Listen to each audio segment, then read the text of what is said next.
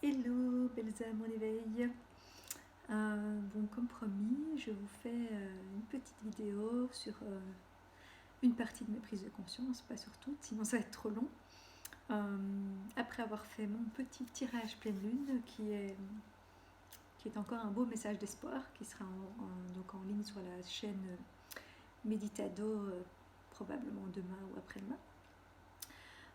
Mais donc ici, j'avais envie de vous parler de quelque chose que mon âme est venue travailler dans cette vie-ci, qui est de prendre sa place. Et voilà, je pense que toute ma vie, ça m'a un peu poursuivie. Et jusqu'ici, je ne l'ai pas prise, ma place.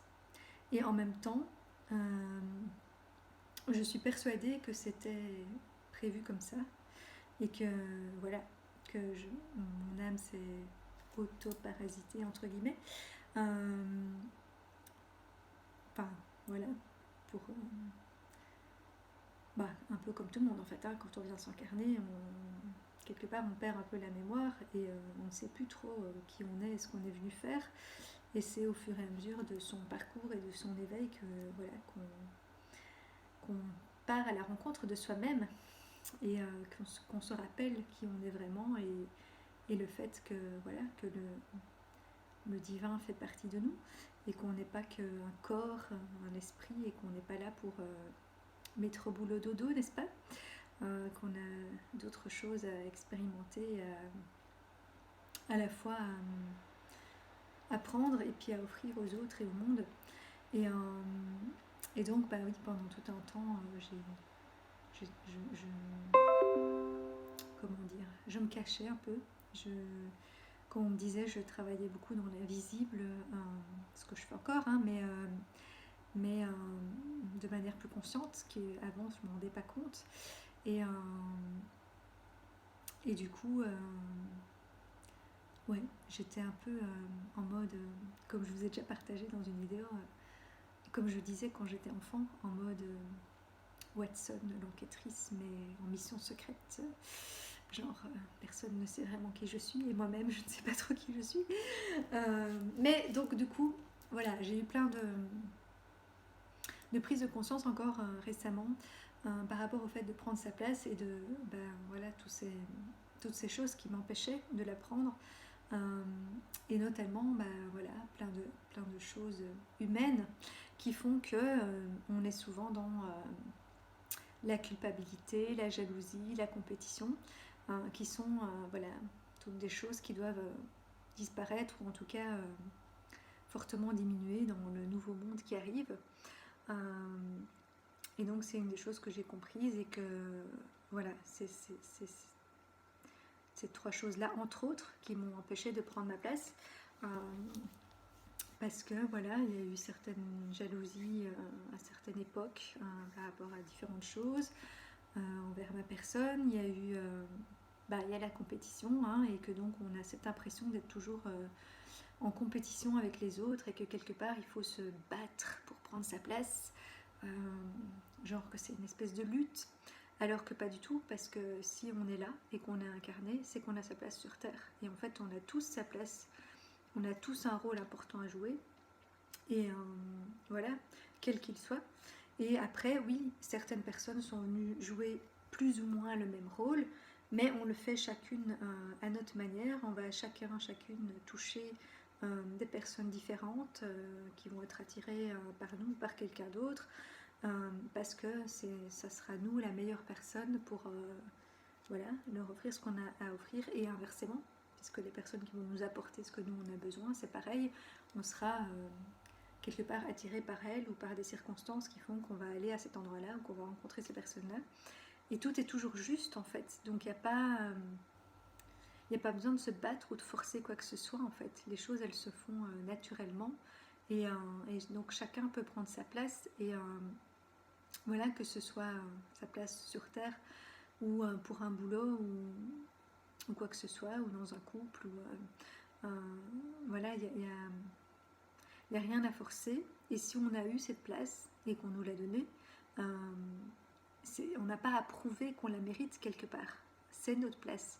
Et, et donc, voilà, si on a eu la place à un boulot, on l'a volée à personne cette place. C'est notre place et c'est nous qui l'avons eue parce que c'était nous qui répondions le mieux à la demande à ce moment-là. Et donc, il n'y a pas à s'en vouloir ou à culpabiliser comme quand on aurait volé la place de quelqu'un d'autre. Ou, enfin voilà, parce que moi je sais que c'est quelque chose souvent où j'ai souvent laissé la place aux autres parce que je me sentais pas légitime, parce que je me disais oui mais je veux pas voler la place à voilà, que ce soit dans le monde professionnel ou dans le monde relationnel, amoureux entre autres aussi, parce que j'ai souvent eu des histoires de trio, n'est-ce pas? Et donc enfin voilà, du fait que j'étais souvent attirée par des gens qui étaient déjà en couple, et donc quelque part je voulais pas voler la place. Mais en fait, il n'y a pas à voler la place. Si l'autre nous choisit, voilà, il nous choisit. On n'a pas à voler ou évincer quoi que ce soit. Et pareil, dans le monde professionnel, ben, on est plusieurs à postuler pour quelque chose, mais on ne doit pas déjà avoir honte ou ne pas oser postuler parce qu'on ne se sent pas légitime ou parce que voilà, ou parce qu'on a peur de se dire hein, je vais piquer la place à un tel et un tel la mérite plus que moi. Mais non, personne ne mérite plus que soi. De toute façon, à la fin, ça sera juste. Donc si c'est nous qui devons l'avoir, on l'aura. Si c'est pas nous, on l'aura pas, c'est tout. Donc, donc voilà, c'est un peu ce que j'avais envie de faire comprendre. Et donc par rapport aussi à ces notions de jalousie et de compétition, mais je remarque que plus voilà, on va vers cet éveil et vers ce nouveau monde et vers ce nouveau nous, plus on rencontre des gens de notre famille d'âme qui ont la même vision, les mêmes envies, etc. Et voilà, qui nous comprennent quelque part. Mais il y a une période de transition et donc je vois bien qu'au début, bah, on retrouve toutes des personnes comme ça, mais quelque part, il y a encore des petits restes de jalousie et de compétition qui font que il y a un côté de nous qui a envie de collaborer, d'encourager les autres, etc. Et puis voilà, parce qu'on plusieurs personnes me l'ont partagé, même dans l'autre sens, donc aussi de jalousie vis-à-vis de moi ou de compétition, tout comme moi j'ai pu envier certaines personnes et me dire ah ben elles ont réussi à lancer tel truc, à faire tel truc, à machin. Mais c'est juste que voilà, moi c'était pas encore mon heure, ou c'est pas sous cette forme-là, ou ci ou ça, enfin voilà. Et donc, bah, au départ, il y a encore un peu voilà, ces bribes-là que je peux encore ressentir, même avec les nouvelles personnes que je rencontre, etc. Au fur et à mesure, ça disparaît, hein, mais et certainement que, vu que c'est un miroir de moi, c'est que quelque part, j'avais encore un petit peu ces choses-là en moi aussi. Mais que maintenant, vraiment, je comprends qu'il n'y a pas de jalousie, de compétition à avoir et que vraiment, enfin voilà, chacun a sa place et chacun est là où il doit être et au moment où c'est bon. Et donc, bah, des fois, voilà, peut-être on s'impatiente, qu'on a envie de prendre telle ou telle place et peut-être des fois on sait très bien qu'effectivement c'est notre place, mais c'est juste pas encore le moment. Et donc, ben voilà, moi récemment, sur le coup, ça m'a miné. Maintenant, je me dis que tout est juste. Hein. Mais je vous partage le fait que voilà, qu'il y a encore un peu cet esprit de jalousie et de compétition. Tout comme j'ai pu vivre, moi, en tout cas dans le passé, dans certaines amitiés, un peu trop d'exclusivité comme ça.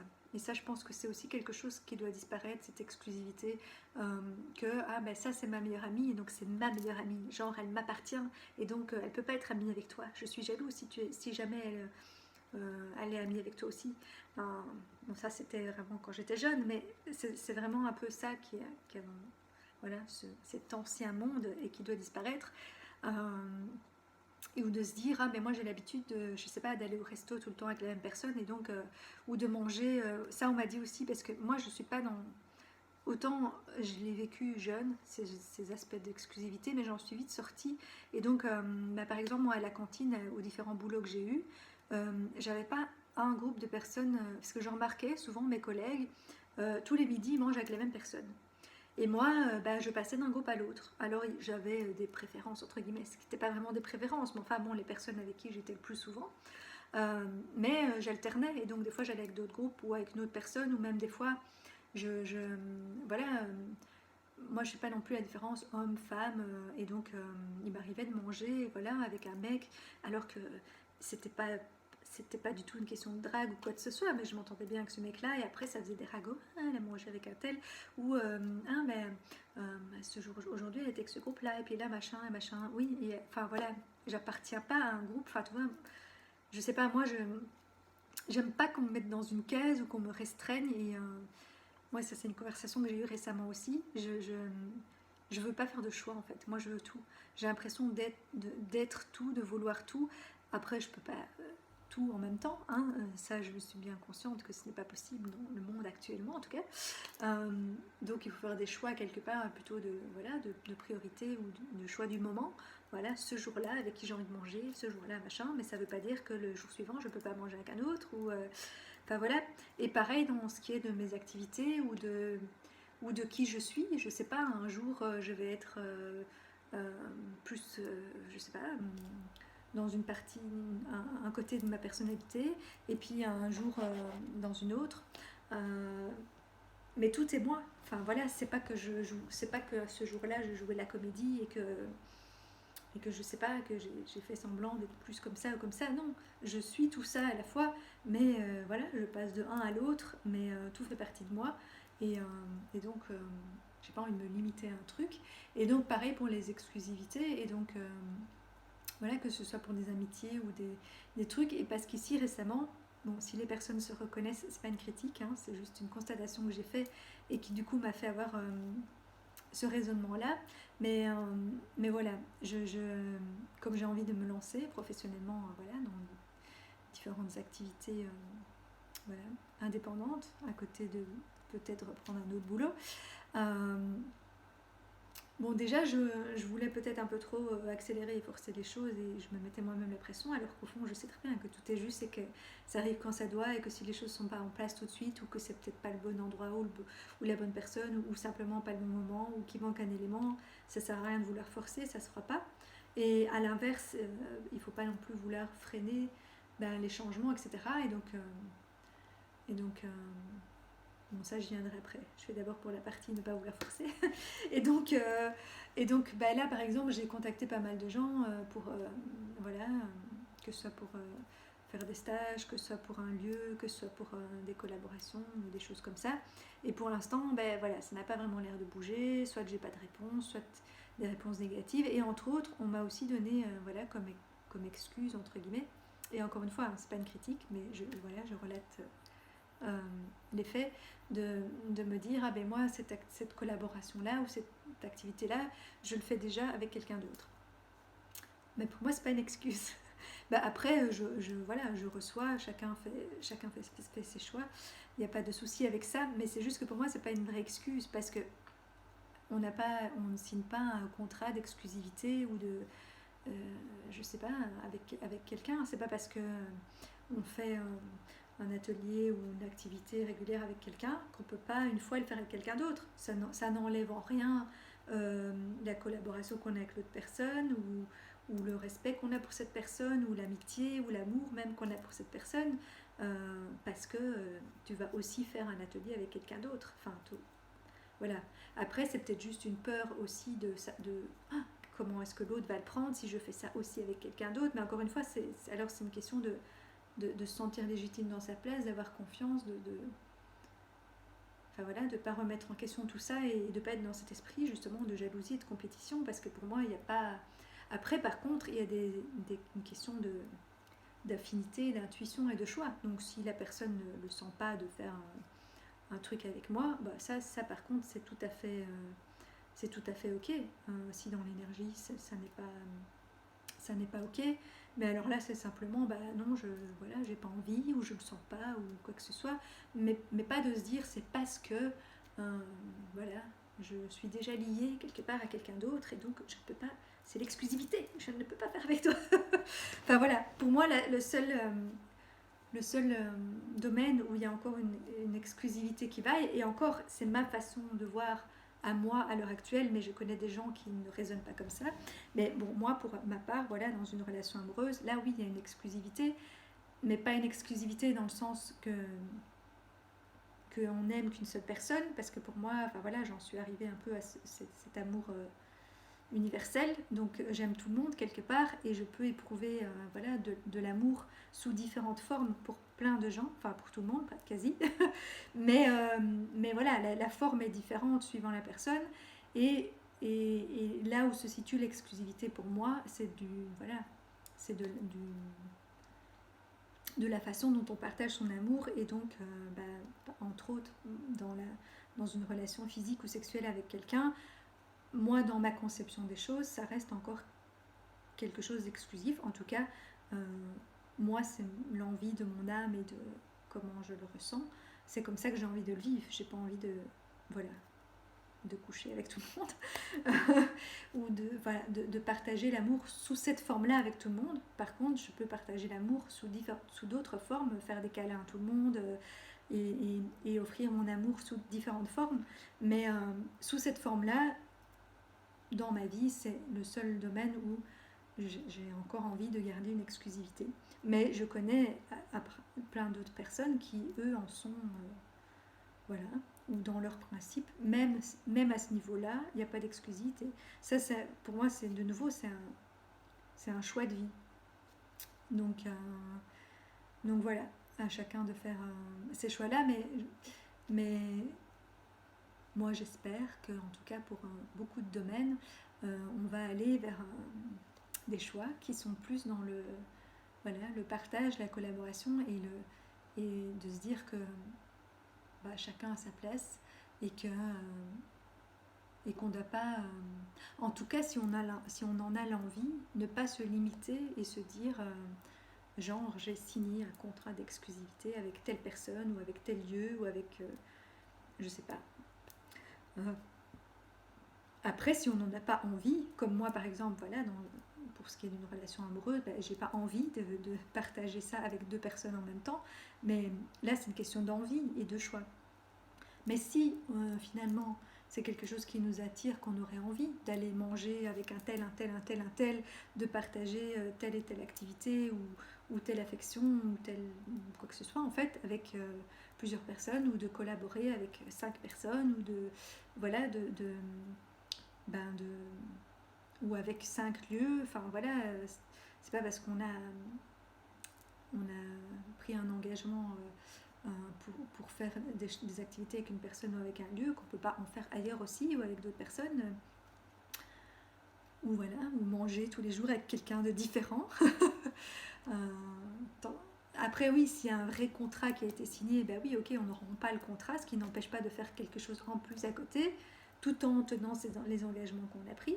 Mais et encore, un contrat peut toujours se rompre à chaque instant. Il faut juste assumer les conséquences de la rupture, on va dire. Mais voilà. Mais donc pour moi, il faut vraiment, enfin voilà, arriver à prendre sa place, à trouver sa place et sans culpabiliser de se dire je fais de l'ombre à d'autres, ou je vole la place à quelqu'un d'autre, ou voilà, ou quoi que ce soit, ou je ne mérite pas, ou voilà, parce que je n'ai pas fait je ne suis pas légitime parce que je n'ai pas fait telle formation ou tel diplôme, ou je n'ai pas l'expérience, ou enfin voilà, parce que si on sent que c'est bon pour nous, c'est pas pour rien. Et donc et puis même si on se plante, on a le droit d'essayer, voilà, et on verra si c'est notre place ou pas en fait, hein. La vie nous le confirmera, ou peut-être même que c'est juste une question de timing et pas de place vraiment. Et donc comme je disais, il n'y a rien à forcer, parce que voilà, si les choses ne se font pas, ou même là, comme je dis, c'est juste parce que là je voulais parler de la notion de compétition, jalousie, etc., qui maintenant voilà, se transforme plus en voilà, entraide, partage, collaboration, et je vois ça autour de moi de plus en plus, que tout ça se met en place, et qu'il y a une certaine magie qui opère, et une certaine voilà, solidarité, entraide. Mais voilà, c'est petit à petit, parce qu'il y a encore un entre-deux, et donc il y a encore des reliquats des vieux schémas, hein, du passé. Et moi-même, hein, je peux aussi être le ressentir vis-à-vis d'autres personnes. Ça va dans les deux sens. Voilà, et alors comme je vous disais, il y a le truc inverse aussi, donc pas vouloir forcer, mais pas non plus freiner. Et donc si on ressent justement un appel et que bah, plus on s'éveille, etc., plus on reçoit d'infos, plus on comprend aussi quelle est notre place et ce qu'on est venu faire. Et donc il ne faut pas en avoir peur non plus. Il ne faut pas avoir peur de lâcher l'ancien soi, d'admettre que ok, ça a été utile un temps, c'est une expérience que j'avais à vivre, mais maintenant ça ne me correspond plus, c'est plus moi. Et donc il ne faut pas s'accrocher à ces trucs-là parce que quelque part c'est quelque chose de connu et que le nouveau nous fait peur, alors qu'en général toute mort, renaissance ou passage c'est toujours pour mieux. Et il n'y a même pas à se poser la question si on sent que c'est ce choix-là qui est à faire, c'est d'office pour mieux. Ça ne veut pas dire qu'il n'y aura pas un passage difficile là, pour y arriver, mais ça sera pour mieux après. Euh, et donc, ouais, pour moi, il n'y a même pas de doute là-dessus. Mais le nouveau fait peur. Et donc, du coup, on peut freiner ou se dire ouais, mais peut-être que je me trompe, ou peut-être si, mais si on n'essaie pas, on ne le saura pas. Et voilà. Et donc, moi, je sais aussi que voilà, j'ai beaucoup été suiveuse quelque part dans ma première partie de vie. Parce que si quelqu'un prenait la place de leader, bah, voilà, je laissais faire. Mais tout en me disant quelque part que, que, que ça dépend pourquoi, hein, mais pour certaines choses où je sentais que là j'aurais peut-être eu ma place parce que moi je voyais mieux comment faire ou ci ou ça, ou que je commençais voilà, tout doucement à critiquer ou à me dire que je pourrais faire ci ou ça, amener ma touche, voilà. Et donc petit à petit j'ai pris un peu plus d'assurance et de place et de sans vouloir piquer la place de l'autre, mais voilà. Euh, mais ça restait timide, quoi. Elle prenait pas encore assez. Et donc là, maintenant, je comprends bien que voilà, pas pour tout, mais pour là où je suis, j'allais dire légitime, mais là où c'est ma place, même quel que soit mes. Il n'y a pas de preuve à donner, c'est simplement que voilà, je sens que c'est ma place. Et que pour ces choses-là, il est temps de prendre ma place de leader et de moi mener les choses, puisque quelque part, je sais comment ça devrait être fait et comment, voilà, est-ce que je peux amener aux gens et au monde. Euh, mais ça commence seulement à devenir voilà, clair, et donc j'avais beau capter que quelque part j'avais enfin capter moi-même ou que d'autres capter, hein, parce que j'ai aussi fait des lectures d'âme, des soins, des trucs avec des gens qui voient des choses, et tout le monde me l'a dit, ce truc-là par exemple voilà, de leader et d'entraîneuse, pas pour tout, mais pour là où c'est ma place. Et mais comme je voyais pas clair encore sur ce que je devais faire, quoi, comment, machin, finalement en fait je me suis rendu compte aussi que le comment on s'en fout, parce que quand on est à sa place et qu'on fait ce qui nous anime, ce qu'on aime et ce que notre âme est venue faire, le comment et la forme, ça vient tout seul en fait. Ça se met en place, l'univers s'arrange pour, nous met les bonnes choses sur notre route, que ce soit des personnes, des lieux, des formations, des soins, enfin voilà, tout ce dont on a besoin va se présenter et on sentira que c'est bon. On sentira aussi quand c'est le moment ou pas. Voilà, il faut juste s'écouter. Et puis même si on se trompe, bah, de toute façon l'univers nous freinera ou nous mettra un coup de pied au derrière si on doit accélérer pour nous montrer voilà, la bonne voie à prendre. Et donc voilà, moi je vais devoir assumer à un moment donné de prendre une place de leader là où c'est ma place.